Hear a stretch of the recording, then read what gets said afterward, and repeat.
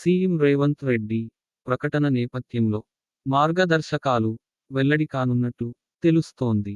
వీటిలో ఎలాంటి సందిగ్ధం లేకుండా స్పష్టంగా ఉండాలని అధికారులను మంత్రివర్గం ఆదేశించింది.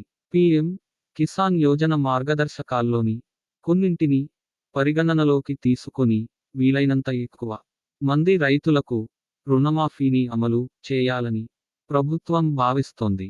2,00,000 రూపాయలు వరకు రుణమాఫీని ఏకకాలంలో చేస్తామని సీఎం రేవంత్ రెడ్డి తెలిపారు.